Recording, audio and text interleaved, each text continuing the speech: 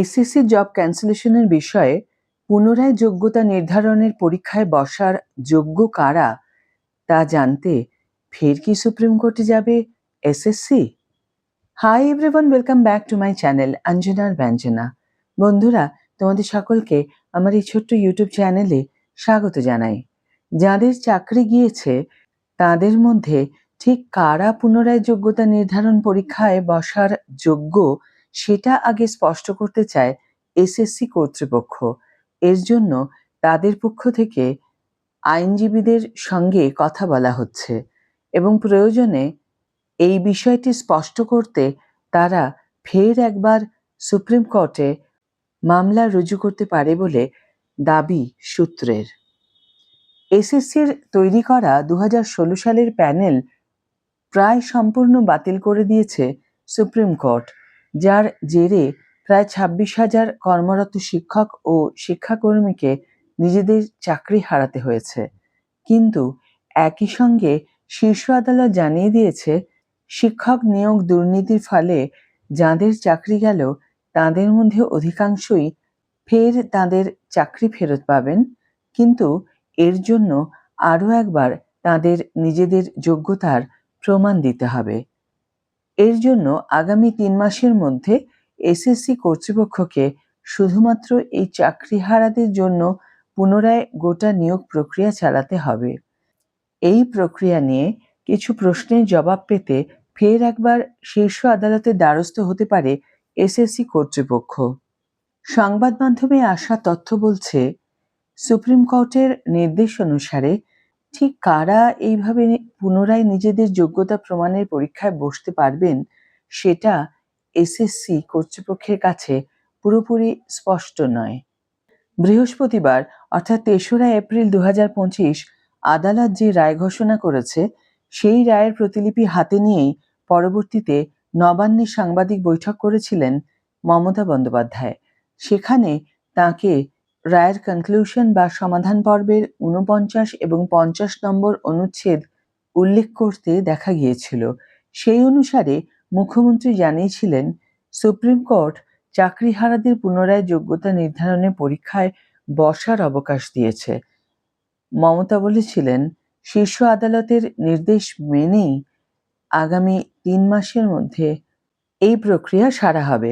যদিও এই কাজ করবে এসএসসি এবং তারা স্বশাসিত একটি সংস্থা, সরকার তাদের কাজে কোনো হস্তক্ষেপ করবে না। তবে সরকারের অবস্থান তাদের কাছে স্পষ্ট করে দেওয়া হবে। এক্ষেত্রে আদালত রায়ের প্রতিলিপি থেকে মমতা উল্লেখ করেছিলেন, পুনরায় যোগ্যতা নির্বাচনের পরীক্ষা দেওয়ার ক্ষেত্রে চাকরিহারাদের বয়সের ঊর্ধ্বসীমা সহ নানাবিধ ছাড় ও সুবিধা দেওয়া হবে। সূত্রের দাবি, এই বিশেষ ছাড় ও সুবিধা দেওয়ার বিষয়টি স্পষ্ট নয় এসএসসির কাছে। যাদের চাকরি গিয়েছে তাদের মধ্যে ঠিক কারা পুনরায় যোগ্যতা নির্ধারণ পরীক্ষায় বসার যোগ্য সেটা আগে স্পষ্ট করতে চায় এসএসসি কর্তৃপক্ষ।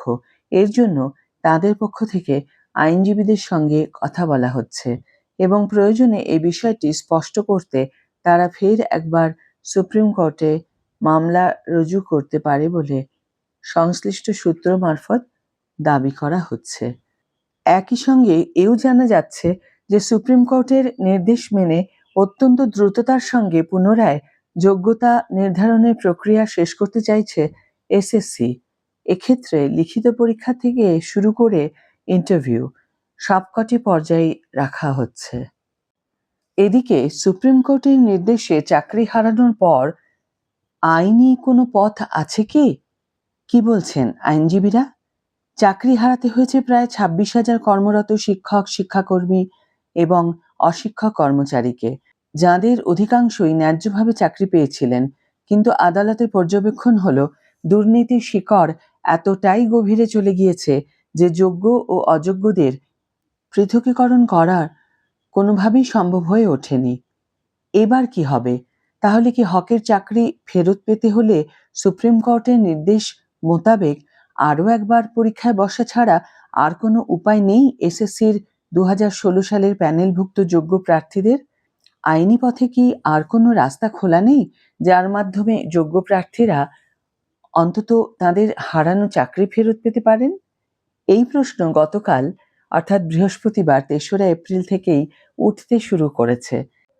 বিষয়টি নিয়ে সংবাদ মাধ্যমে বিশিষ্ট আইনজীবীরা নানা প্রতিক্রিয়া দিচ্ছেন, যার মোদ্দা কথা হলো একটা উপায় আছে, কিন্তু সে পথেও শেষমেশ খালি হাতে ফেরার সম্ভাবনাই প্রবল।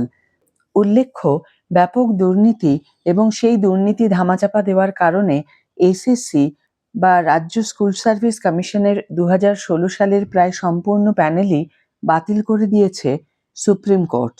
এর আগে একই রায় দিয়েছিল কলকাতা হাইকোর্ট। সেই রায় চ্যালেঞ্জ করে মামলা রুজু করা হয় শীর্ষ আদালতে। বৃহস্পতিবার অর্থাৎ গতকাল ৩রা এপ্রিল সুপ্রিম কোর্টও কলকাতা হাইকোর্টে সেই রায় বহাল রাখে। এই ইস্যুতে মিডিয়াতে নিজেদের আইনি মতামত ব্যক্ত করেছেন বিশিষ্ট আইনজীবীরা।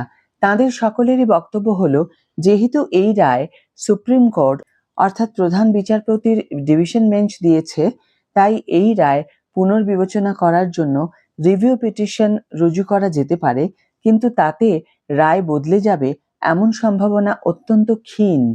আইনজীবী অরুণাভ সেন জানিয়েছেন, এক্ষেত্রে একমাত্র রিভিউ পিটিশন করা যেতে পারে, সেই সুযোগ রয়েছে, কিন্তু কেবলমাত্র টেকনিক্যালি ভুলেরই রিভিউ হয়। আর সুপ্রিম কোর্টে রিভিউ করে বিশেষ কোনো লাভ হয় না, কারণ শীর্ষ আদালত নিজের ঘোষিত রায় বড় একটা পরিবর্তন করে না। দুর্ভাগ্যজনক বলে উল্লেখ করেছেন তিনি। তার বক্তব্য, যারা সৎভাবে চাকরি পেয়েছিলেন তাদের সঙ্গে এমন ঘটনা সত্যি মেনে নেওয়া যায় না।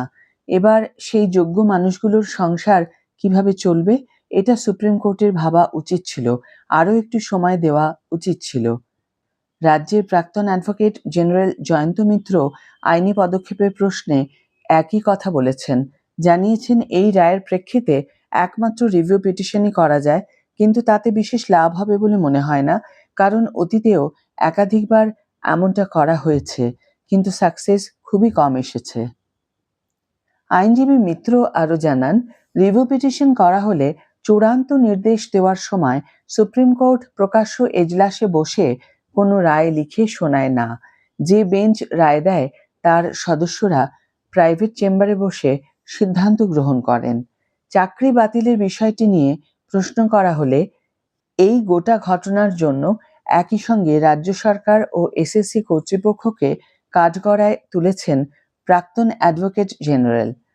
তার মতে, এই দুই পক্ষের ভুলের জন্য আজ এত মানুষকে তার ফল ভোগ করতে হচ্ছে। আরও এক প্রবীণ আইনজীবী ফিরোজ এডুলজি জানান, ভারতীয় সংবিধানের ১৩৭ নম্বর ধারা অনুসারে সুপ্রিম কোর্ট তার নিজের রায়ও পর্যালোচনা করে দেখতে পারে, কিন্তু আইনজীবী মহল অন্য একটি বিষয় নিয়ে সংশয় প্রকাশ করেছে। যেহেতু এই রায় প্রধান বিচারপতির বেঞ্চ দিয়েছে, তাই রিভিউ পিটিশন আদৌ করা যাবে কিনা তা নিয়েই তৈরি হয়েছে সংশয়।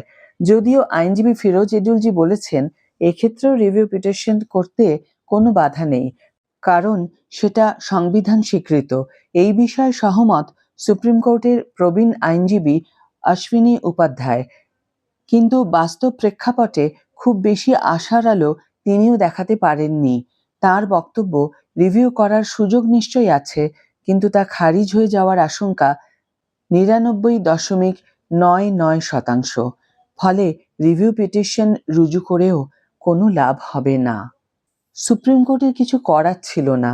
যোগ্য অযোগ্যকে আলাদা না করতে পারার জন্য এই সিদ্ধান্ত নিতেই হয়েছে, কিন্তু যথেষ্ট বিবেক বিবেচনার দ্বারা এই সিদ্ধান্ত নেওয়া হয়েছে, কারণ যোগ্য ব্যক্তিদের আবার পরীক্ষায় বসতে দেওয়ার সুযোগ দেওয়া হচ্ছে। যারা একটি সরকারি চাকরি ছেড়ে আরেকটি সরকারি চাকরিতে জয়েন করেছেন, তাদের পুরনো চাকরিতে ফিরে যাওয়ার অপশন রয়েছে। শুধুমাত্র অযোগ্য প্রার্থীরা পরীক্ষায় পুনরায় বসতে পারবে না। এটুকু শিক্ষা তো তাদের দেওয়ারই ছিল। আজকের ভিডিও এখানে শেষ করছি বন্ধুরা। ভিডিও যদি ভালো লেগে থাকে তাহলে অবশ্যই একটা ছোট্ট করে লাইক দিও, শেয়ার করো বন্ধুদের সাথে, কমেন্ট করে জানিও তোমাদের মতামত। যারা এখনো আমার চ্যানেলটিকে সাবস্ক্রাইব করোনি তারা অবশ্যই চ্যানেলটিকে সাবস্ক্রাইব করে আমার পাশে থেকো, আর যারা অলরেডি সাবস্ক্রাইব করে দিয়েছো তাদের জন্য আমার অনেক অনেক অনেক ভালোবাসা এবং অনেক ধন্যবাদ। আজ তাহলে বিদায় বন্ধু, দেখা হবে পরের ভিডিওতে। ভালো থেকো, সুস্থ থেকো, সঙ্গে থেকো।